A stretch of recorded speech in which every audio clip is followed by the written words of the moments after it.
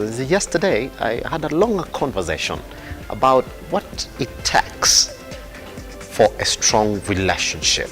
So this morning, out of public demand, want to introduce your guest that if you didn't watch us last Friday, then you would know who we are talking to. We are talking to Pastor Rose Mbugo, who is a life coach and author.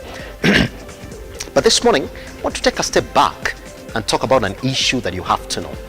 Secrets in relationships.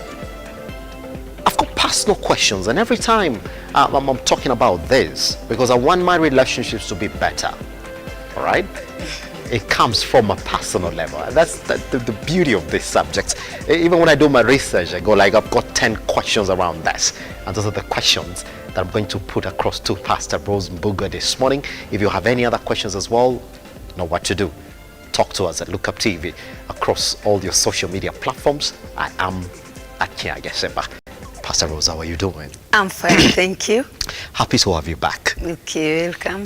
It's going to be a continuation of a subject that we picked last Friday, yes. You and I, right here on the show. Yes, of course. And then we had that conversation, and I kept on thinking, what are these secrets in relationships? I went back home. Mm-hmm. And yesterday I was having a conversation with a friend of mine. Yes. Who was telling me, well, I think what majority of men and women do not know nowadays is where they are in these relationships. And this is the point. Okay. She told me this, that from the get-go, you have to let the other partner why you're doing this. Okay. I see a girl, or a girl sees me that I'm talking to. Yes. I have to tell her, by the way, I have decided to do this because in the next 6 months or 8 months, I want us to build a relationship that would allow us to settle. Is that what you're working for? If not, then you move out. And then she said this, the mistake the majority of people do is that you get together and then you say, inshallah. If it grows into something, fine. If it doesn't, fine. Is that the first secret that you have to tell the other partner from the get-go? Yes, I find you attractive, good. Yes. I like you, good. But I would like us to try for A, B, C, D. Is that the first secret, Mbugo? Thank you. As I welcome our viewers outside there, it may not be the first secret, but as we said last time, there are these that build the relationship, even as we start. Now, we have to ask ourselves more than that one question. One, I am the girl, now you are the man. We have, number one, to, as we know one another, as we listened last time we said that. So now, I will bring my achievement here. I am Rose, how I have done this, I have done this, these are my achievements in life to now. Now you bring yours, now we are sharing. It is the courtship. The first, we start now. Then number two, something else that is very important, my vision, or else my ambitions. Now, and yours, we align them there. You see, we said last time, people are totally different. And so now, it cannot mean that if these are my ambition, this is what I have achieved. And also remember, there is another thing we need to look. Yes. What are your fears? What are my fears? Also they are there to be discussed at the first place. That is why I say it is not only one secret. You open up. Now, if now we differ, we can also intertwine. Because you come, I come, we meet at the center. So if I love you, I have valued you, and now I have this percent, we cannot say that you go. What we can now do, you come, I come, We disagree to agree. We come together. You take a step, I take a step, then we meet here. Because now, when we plan and think about marriage, we are leaving the I Simba, I Jimmy. Now we are coming to we. And now my I are there, your I are there. Now we come, we ourselves. We can start there. Yes. Is that where majority of men tend to disagree? And I don't know what you tell them like this. Men have always been told one thing, Pastor Rose. You're the one who's going to marry. Yes. And in majority of cases, it should be like that. That the man is the one who should go seek out a wife. So it means that you're the one with the plan. That your plan is what the other lady has to fit into. It's sort of like, well, you have to come in and support this plan that I have. So why are we again saying that, well, we gotta discuss that you got different ambitions, I got different ambitions, so let's meet together. It is me to sell the plan to the woman, and the woman would decide, yes, I can support that plan.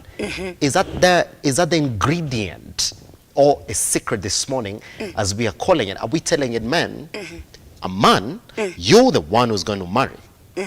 Have your plan. Go sell out your plan to that lady that you want to marry. If she wants to support you, fine, she's going to support you. And you're lucky enough that you got the woman who wants to support you. But this instance, what we're saying, bring your plan. I bring my plan. We see what they can work out. Is that not a disruption? Is that not a disruption? Yes. That is our question. Yeah. I think we cannot advise. We do not advise. What we do, we psycho-educate you. Yeah. So that we can show you the advantages, the disadvantages, then now you are there to decide, you yourself. Because if I tell you, yes, then you say, Pastor told me, and I have to follow this. And maybe that channel will not work out. Okay. So now, can we go back and think about what was God's purpose? Because whoever is on this earth, anything is from God. Now, God's purpose in marriage was that you come, I come, we become one. One thing, isn't it? Yeah. You see now. And if now you are looking about your plans, your ambitions and your visions, that is self-centeredness. It cannot bring unity. It cannot bring oneness. We cannot become one. Yeah. And here becoming one, it does not mean that you are diminished. No. Or even the lady. All the difference are there. It is only that we work out. Is this the man? Is this the woman? I feel this is my life partner. Not even because of what I have. Not even because whether she has half, I have half. But all those other things cannot be the ones that we weigh. If we say it is only the gentleman who stands there and say, I love this, I want this, oh, it cannot work. Even when we get married, some people even differ from meals. There are those who love meals, chakura tu, na they differ. What now we do? I come there, and I learn you, and I know you love this sort of food. Then we are now going to join. I shared, someone told me, when I was just speaking to them, yes. Now the guy told me, I hate mahindi, iya kuchemshwa hivi. Yeah. And the girl could listen and say, oh, you hate? And that is my favorite. Tukienda na barabara, when I just see a woman there with a big sufuria, with those metugo, yeah. I must start. Yeah. And now the guy is no, not of that. And we have to agree. You can do it at home, not outside there. Then you can even share. You share everything. Even there are those who do not like the style, even of wearing, even of hairstyles. Others value to braid their hair, others to shave. Yeah. So now, differences are there.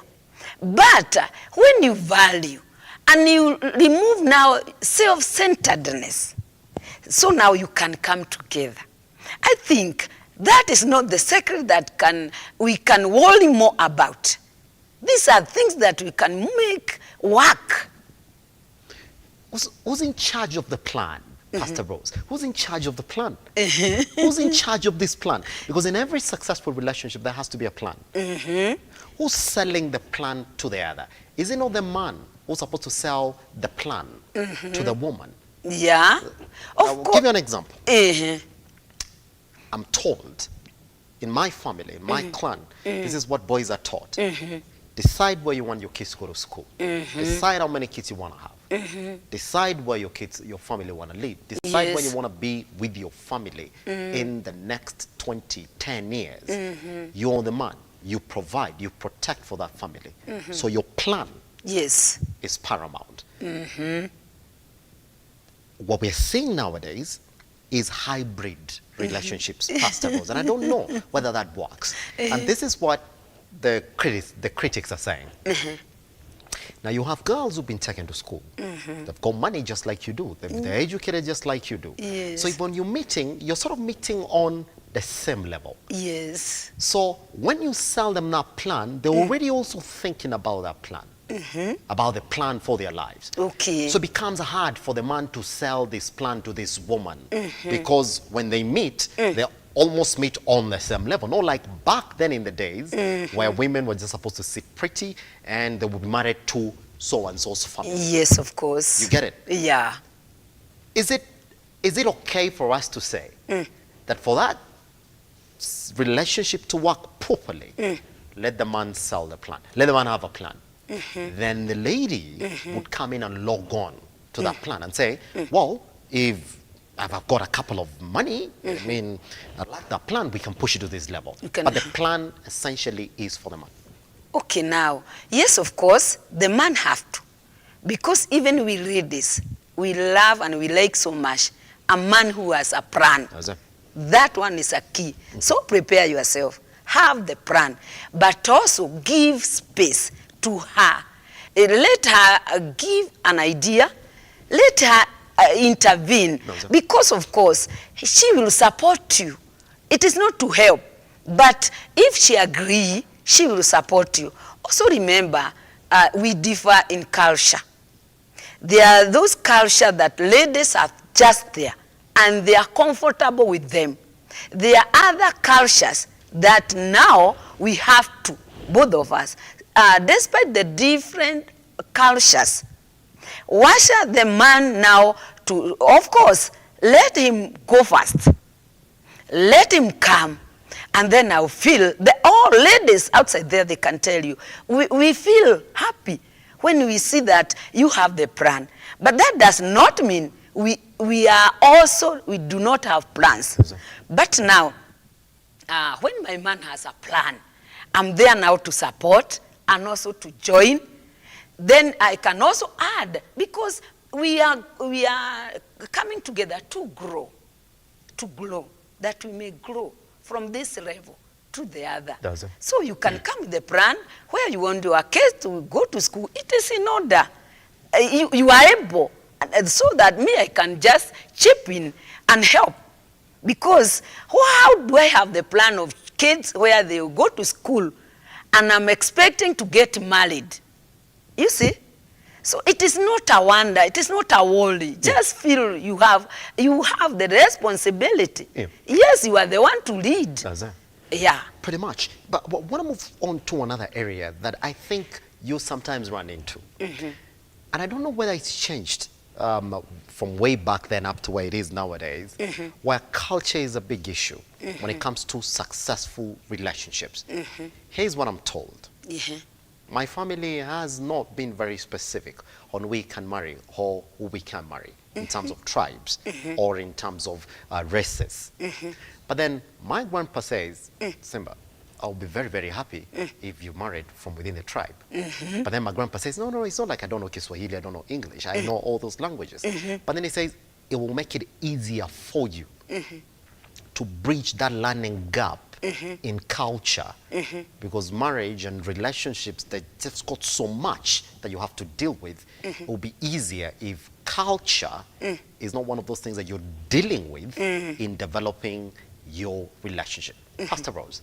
Yes, because when we say that you live, she lives. Yeah.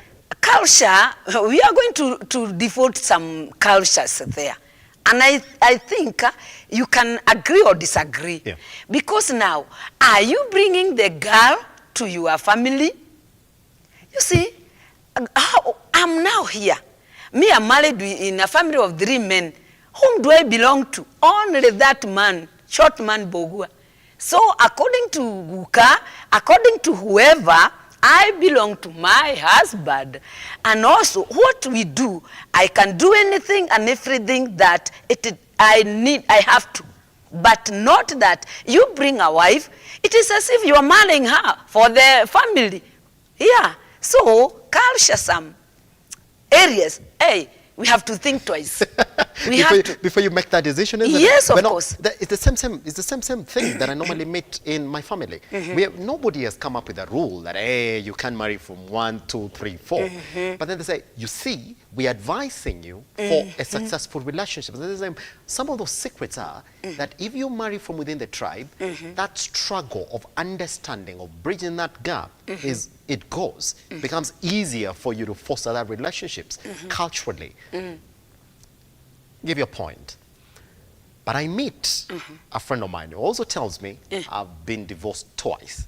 And that is when I'm married within my tribe. All right? But the moment I'm married outside my tribe, I've got 15 years of a successful marriage from outside my tribe. The other 2 marriages from within my tribe, they lasted 2 years. One lasted 1 year. And so after I remarried from outside the tribe, it became easier for me. When you meet these couples who come to you for premarital advice, what do you normally tell them about culture? I normally tell them this. Culture does not matter much in our relationship. Because now we will be tribalism. We'll enhance tribalism there. What matters, it is me and me alone. My sweetheart, my life partner. Now everything else, we are going to work out. You see now, if you marry without an idea, or that is why we do not give advice. We psycho-educate. Now you is advising you, my first marriage failed. Because of what? He did not observe. And also, when he was getting married, it was like testing waters. He was not totally decided. This is my woman, and nothing more. Not my mother-in-law, not my father-in-law, not anybody else. With my wife, we have our praise. But I met a guy asking me the same question a week ago. Yeah. And he was telling me, now, I'm stressed. And why? Because I got married, and then mom says she does not want this girl here. Do you know why? Because they are secrets. Secrets that were between their father, that sometimes we do not open or tell the other the secrets. You see now, the father had a relationship outside there with another woman, and they got they left one another. They did not marry, but they were involved in a relationship with a certain lady. Then now he got married to the mother of this young man. Now they were in the same village, the same area. When they grew up, now the lady got married again. That other lady, she has a child with this man. Gentleman, father to the man who was asking me to help him out of this. But now she had only other girls with the man he got married now. You see, they belong to one mother but not one father. That one outside there. Yes. And now this man fall in love with one of the girls. And little did he know that mother, a long time ago, They had a relationship with his father, and also he left a man there, a boy there, but this now girl is from another man.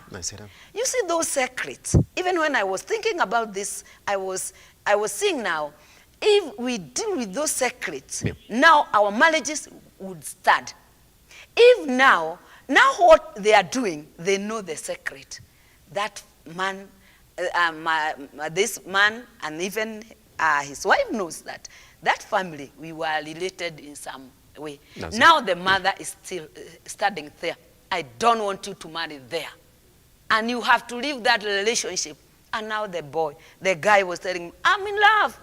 I don't see the reason. And so I told him, I'll talk with your parents. We are going to dig to see what is the problem. So I discovered from a relative, it is a hidden secret. You see? Even we parents, sometimes we destroy the relationships, even the life and future of our children, because we have secrets.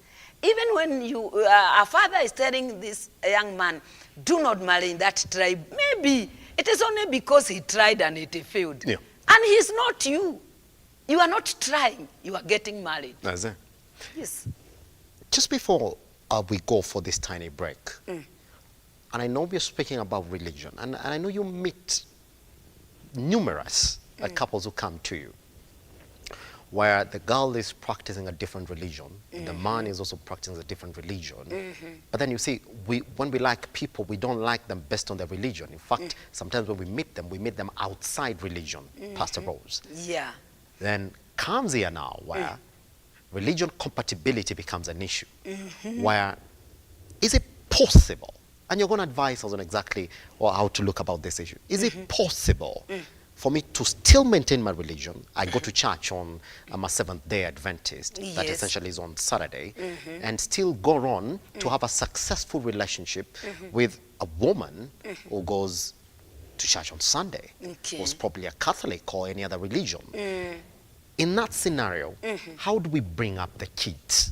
Number two as well, once we come from this break. If I'm not marrying from within my tribe, how are we supposed to bring up these children? There is a ruling in my clan.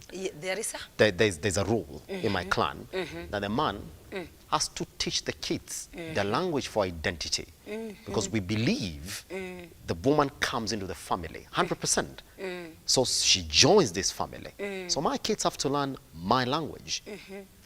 I do not know how to balance that with my woman who might also be feeling, why not teach my kids our language as well?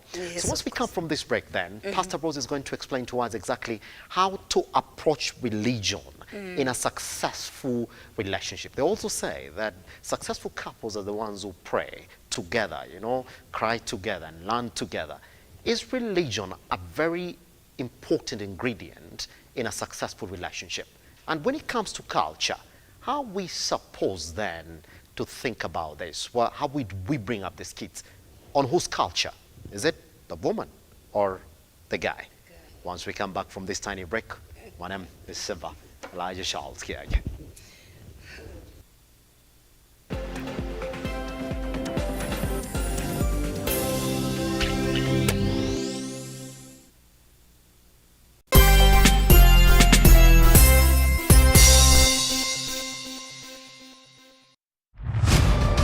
As the night falls, we come to life to bring you a comprehensive broadcast from the numerous events happening across our 47 counties. When it breaks, it matters, and each story is important.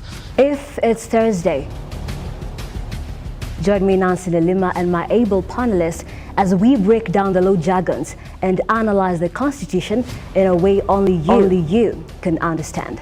The news cycle never stops, neither does time. We cover each and every sector and present to you factual and accurate occurrences. This is where facts win the day. Join me, Nancy Lima, Ian Keitani, Tuesday, every Wednesday, Thursday, as from 9 p.m. on The Insight, only on Lookuptv.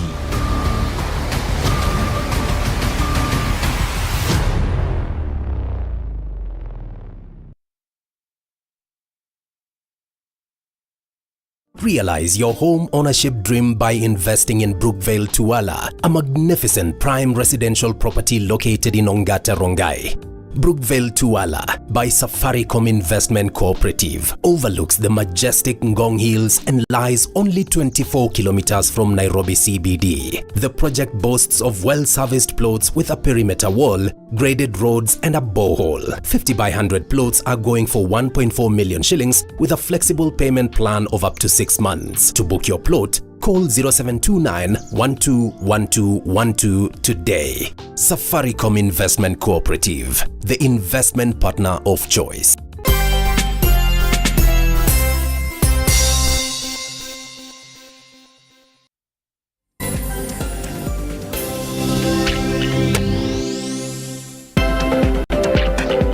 The question is, what are the secrets of a successful relationship? That's the question that we're talking about this morning. And by the way, the answers to those a lot. But then Pastor Rose is saying this morning that you can't have all the answers. The only thing that you gotta guard yourself with is proper psychological education.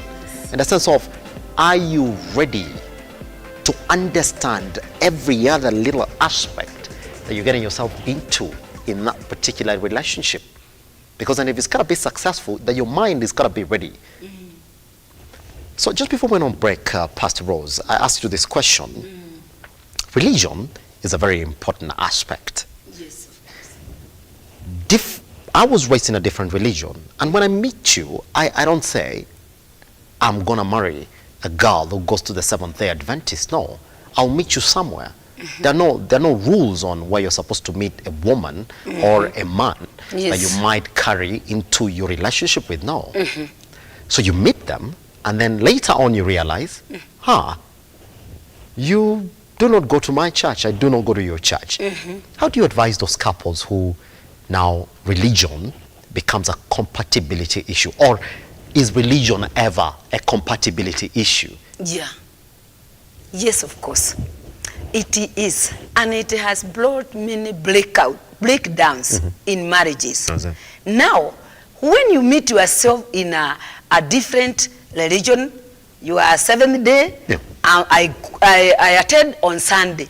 Now, we do not say that this relation cannot work, but let's just ask ourselves, why did you at the first place engage yourself with a religion, someone who is in a religion that you feel will not fit you?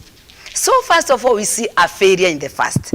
Now, when you are there, because if you first of all put the issue on the table, you will say and ask yourself, you tell me, now I am a Seventh Day.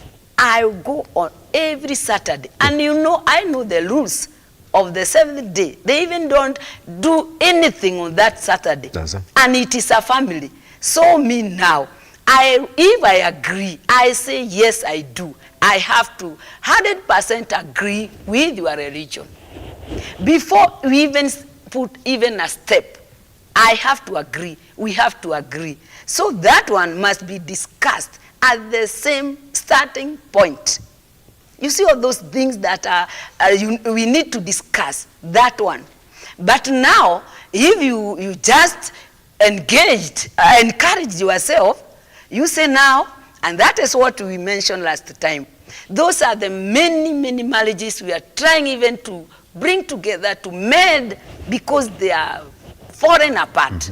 Those people that engaged, you told me you are Seventh Day, and then I go on Sunday. And so I said, because he loves me, let me encourage myself. I don't want to leave this guy. It is the second. Now, this is my chance. I don't want to lose this opportunity. Let me go and encourage myself. My dear viewer, outside there is nothing like encouragement can work perfectly. All what now you know is you be ready to pay the consequence. On Saturday, be there. He is your husband. There are his kids. Now you be there the whole Saturday and do whatever they are doing. Then wait for Sunday. Because you cannot go, let them go. Who will take care of the kids? Who will take care of your husband? And you need, if now it is on Sunday, now it is all about you. Will he now agree that on Saturday now you leave them behind? Or will he release the kids you go with? You see, ask yourself all those questions and prepare to suffer. Is that in what instance, Pastor Rose, do you advise one of the couples to change relationship? And I got this very interesting question. Who should change their religion? Is it the man or is it the wife? And in this respect, yes, in majority of cases, you would hear women get advised to change their religion because, like we said, you are supposed to fit into the man's plan and support his life. So at the moment you're deciding that I'm gonna essentially move on with this man, that a woman is expected to change their religion and start supporting the religion of the guy that they're marrying. Yes, at first, if now you follow that channel of discussing first, the ready will change because now you have come with the plan. But sometimes it fails. Now we get into marriage and many men, I thank God, me, I always speak about boy child. And I can see now I'm speaking to a boy child who is more responsible and concerned. Because those things you are saying, Simba, they are not outside there. Many men, or young men, they even don't go to church. So now you are engaged. Now you have a family there, and now the woman is there telling you, oh, are you going to wake up? We go to church. And you say, no, I'm tired. That is where ladies take advantage. The guy is still there. Maybe you want to rest on Sunday. Many are not active. And they are not reading. So now, what do the lady do? Only take her children and they go to wherever she feels fit. But if it starts, and you meet, and I think outside there, kuna girls wanauliza, I wish I could meet this kind of man who is that much prepared even to think about going to about that level of religion. And it is very vital. So now it is good that we sit now together and see, this is Saturday, this is Sunday. Which is benefiting us? Which do we fit? Now we can see, if it is you who started it and I came to your praise, I have to. And that is why when I'm speaking to those girls, I ask them, if we learn, sometimes those that are saved, some are saved, and others, and now they are being engaged with those people who are not saved. Now they are kind of, now I ask them, now you want to be engaged with that man who on Sunday will never ever go to Sunday because he does not know. Maybe he's outside there. He was brought out in that family. And we're expecting that you enter with that marriage, pray for him that you get saved, pray for him that he will live his lifestyle and join you. Can that work? I don't tell them it cannot. Let her decide for herself. Pretty much. Yes. What is the danger, Pastor Rose? Because I know you're going to meet a couple of people say, well, I do not want her to change her religion. She can go to church on Sunday. I can go to church on Saturday or Friday or whatever time that I go. That religion should not, I don't mind. What is the danger of having couples or people in a relationship that observe different religions? What is the imbalance that you're inviting in that relationship? There is a lot. One, they are not in one accord. Okay. You see, when we are not in one faith, we cannot be in one accord. When we pray, you pray in this manner, I pray in this manner. And a family that prays together, lives together. Me, I advise fellowships, families, family altars. I call them family altars. And in my family, we have one every Tuesday. We have to meet and read the Bible and sing a song and share whatever we have according to the word of God. To an extent, we partake the Holy Communion every Tuesday as a family. How can we join as a family when we are not in one religion? So it destroys and it brings down spiritual growth, which will bring amendment. When I'm angry, when I'm upset, and I know today is Tuesday, I pray for my heart, and when we meet, first of all, we greet one another. So when I'm saying I'm fine, my day was good, even if we collided with you, I ask for forgiveness so that the fellowship can continue. There is a danger. One, you never come in agreement. You cannot even be able to pray together. Yes. You cannot even be able to solve problems together. Another danger comes now to our young ones.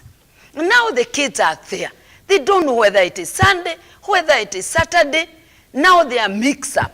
And they can say, if my mom cannot follow my dad, and my dad cannot follow my mom, what are they telling us? Let us find our own way. Then unawakuta wameenda in anywhere else. Has it? Do you also then advise couples, Pastor Rose, to actually be religious, that have a religion? I'll give you a personal example. I grew up in church. I saw my mom and dad go to church. One of the mistakes she would do when I was growing up, which essentially fell out as I grew older from my mom, one of the mistakes she would do is fail to go to church. You could skip school, she won't have a problem with you, but you fail to go to church on a Saturday, she would have a problem with you. What is this critical aspect of a relationship being religious? Like, we are religious people. What are you fostering if you decide that we're going to be prayerful people, we're going to go to church, we're going to pray together, that we're going to fellowship together? What is that aspect that this couple that does that would have from a couple that they don't go to church, they don't fellowship? Okay. Yeah. There is. Yeah. Human, we are, as far as we are physical, we are spiritual. Now, in our spiritual, we need, as much as we need food, balanced diet, that is as much as we need our spiritual. Anna, gathering together is a command, and also it is an ingredient according to the balanced diet. So we gather together. So now that number one, I thank God for your mom. Yes. For me, I entered Sunday school. My mom was not even going to church. I followed my grandmother. And so for me, when you say now your mom was harsh and telling you, go to church, me, I was finding myself how to go to church. I could work, I could finish everything, then I could put on my school uniform because she was not even interested in anything, and I could find myself that one. So you see, that I can say now your family and my family differs.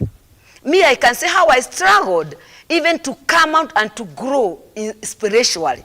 Because my parents were not there for me. I wish they were there forcing me day and night. But my brothers, some of my brothers did not have time. They stayed and they ended up being that way. So these couples, I could encourage them to continue. Waking up their children very early in the morning, go to church.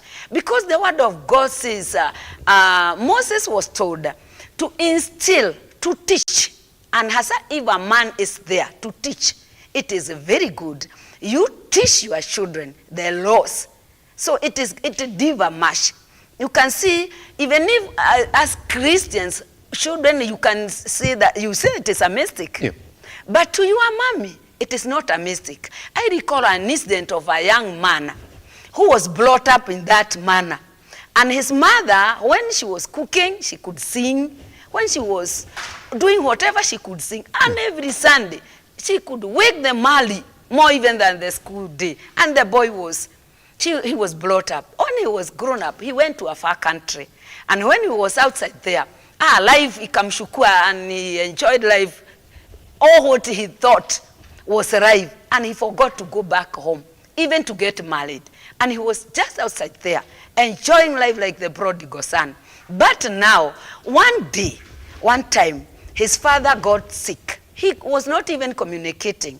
And when his father was very sick at his bed, deathbed, now one day the guy came out from work, and when he was opening his door, he overheard a music from a neighbor, a Christian music, and he listened and he could hear like it was her mother who was singing.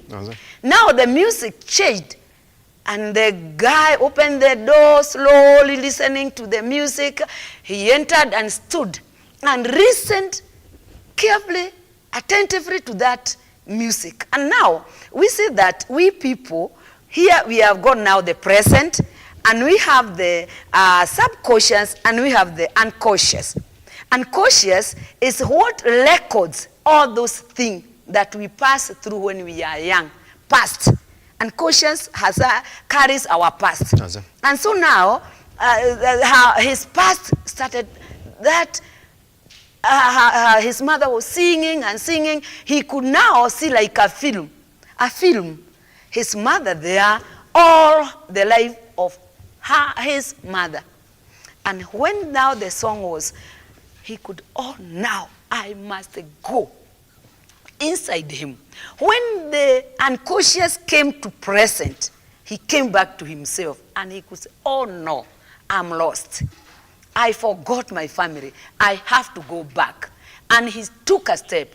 When he went back, he caught his father was very sick at his deathbed. Yeah. Now, when he was taken to his father was happy and breathed that boy and breathed his last breath. You see now, what helped that man to receive his father's blessing? It was because that family was religious. He was raised in a religious manner.